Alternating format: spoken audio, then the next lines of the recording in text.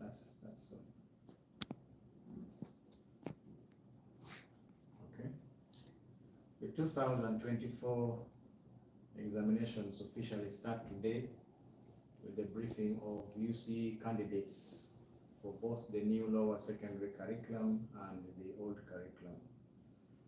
The examinations this time will be conducted under the theme Embracing Security and Holistic Assessment of Learning. Candidates will be conducted in the schools by the head teachers, and we expect that the head teachers have found out that the briefings in such schools had not been properly done, and so regulations that guide the conduct of examinations.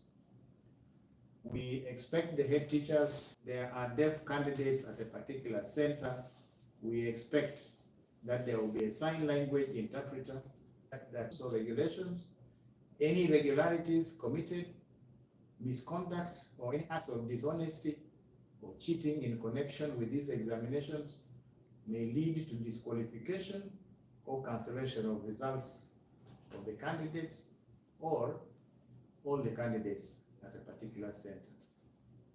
And any candidate found involving himself in malpractice in the examination may be refused to continue with his examination, will be disqualified, may even be arrested and handed over to the police.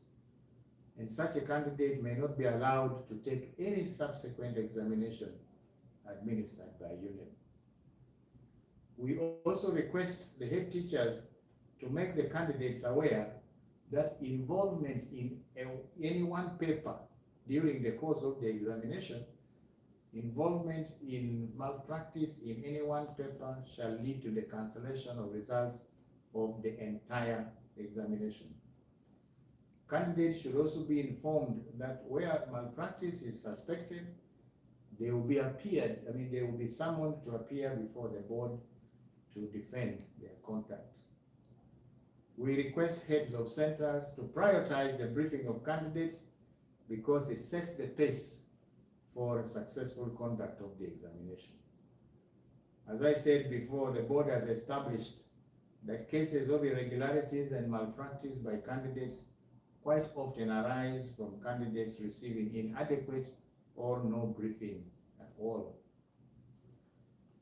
The briefing of candidates is also aligned to national prayers and dedication for the candidates, the examination materials, as well as the processes and personnel that are involved in the conduct of the examination.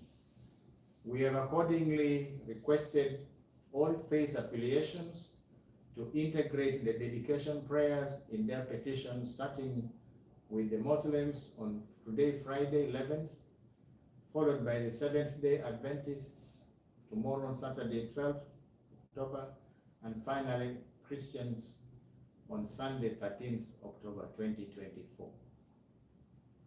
This year, the total candidature is 379,748 candidates that have registered for both the new curriculum and the old for the repeaters, and we expect them to sit from 4,168 centers.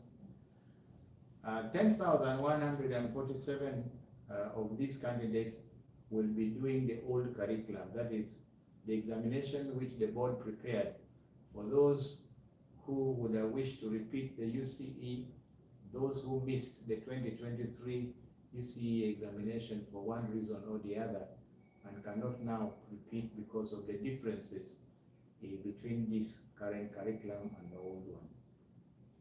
The other 369,601 are pioneers of the new curriculum. 54.7% of the transitional candidates, that is out of the 10,000, are females, while 45.3 are males. For the new lower secondary curriculum, 50.8% of the candidates are female, while 49.2 are males. A total of 138,502, or 36.4% of the candidates, are funded by the government under the Universal Secondary Education Youth Program. Compared to last year's sponsored candidates were 114,200. The privately sponsored candidates total 241,246. The board has also registered special needs education learners.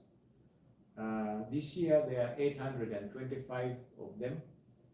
Of these, 38 are sitting the transitional examinations, and as usual, the board has made access arrangements for all the SNE candidates to receive the necessary support in accordance with their special needs.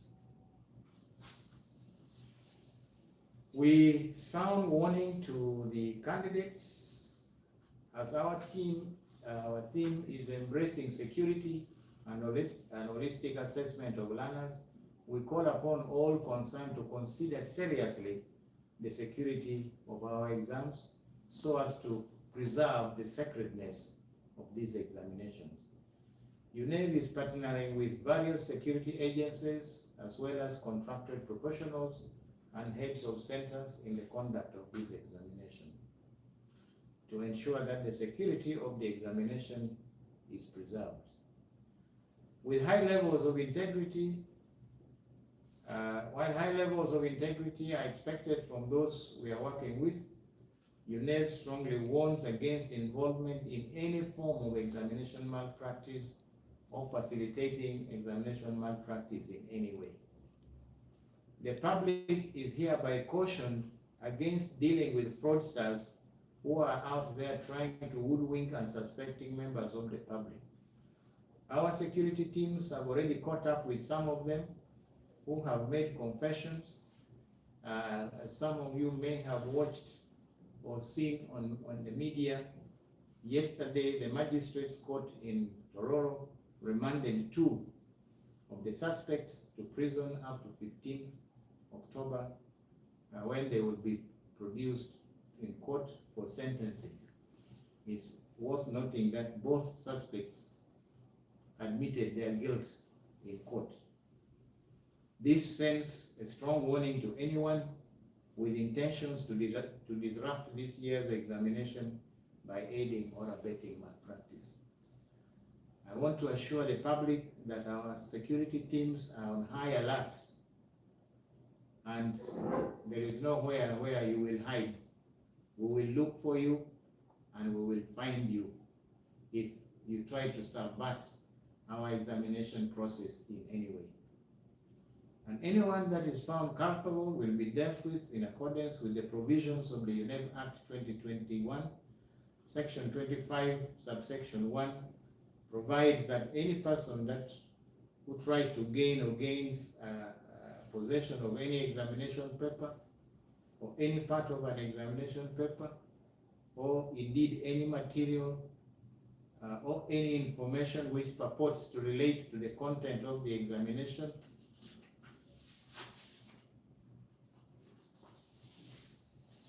or an examination paper, commits an offense and is liable on conviction to a fine not exceeding 2,000 currency points or a term of imprisonment not exceeding 10 years or both.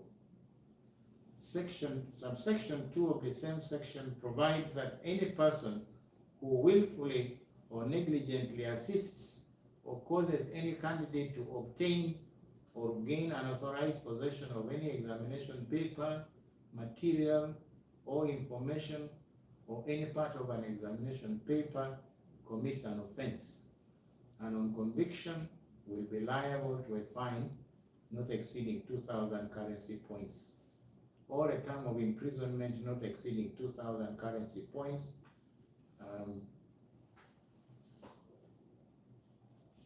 or a term of imprisonment not exceeding 10 years or both. In both cases, this penalty will apply whether the examination paper, examination material, or information is genuine or not.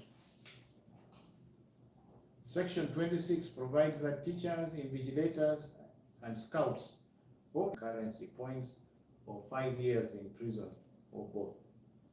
We encourage anyone with useful information concerning suspected examination malpractice to call us on the toll-free line 0800-211-077.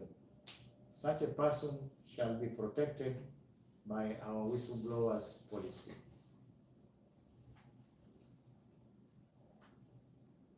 The World Health Organization and the Ministry of Health have warned that there is an outbreak of Mpox, which is a health emergency of international concern.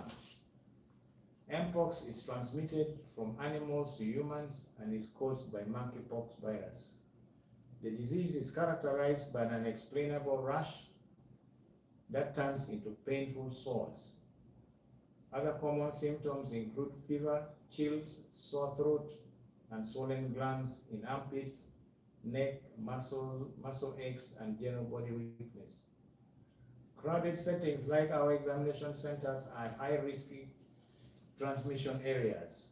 The Ministry of Education and Sports, together with the Ministry of Health, have issued guidelines to soap and clean water and hand sanitizers for hand hygiene. The surfaces should be routinely cleaned or sanitized at least once a day to reduce the risk of germs spreading. Our learners or candidates should be encouraged to limit sharing personal items like bedding, towels, sweaters, and eating utensils. Heads of centers are hereby put on notice to ensure that the guidelines as provided by the Ministry of Education and Sports are adhered to.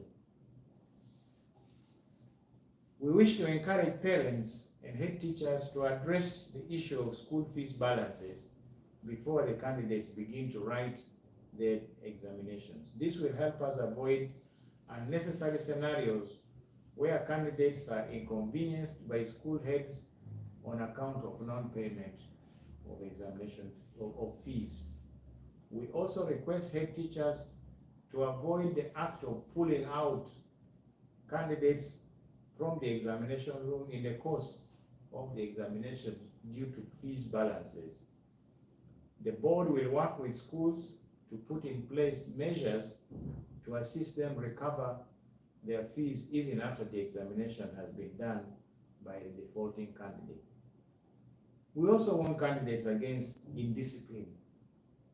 The fact that your candidates does not absolve you from following school regulations. Your name will neither be involved or sympathize with a candidate in a case where such a candidate is subjected to disciplinary measures by the school on account of indiscipline. Finally, we would like to comfort the candidates that the Lord who has brought them this far will surely enable our candidates and those involved in the conduct of the examinations. May God bless. Losing breath. I'm finished. You're still recording.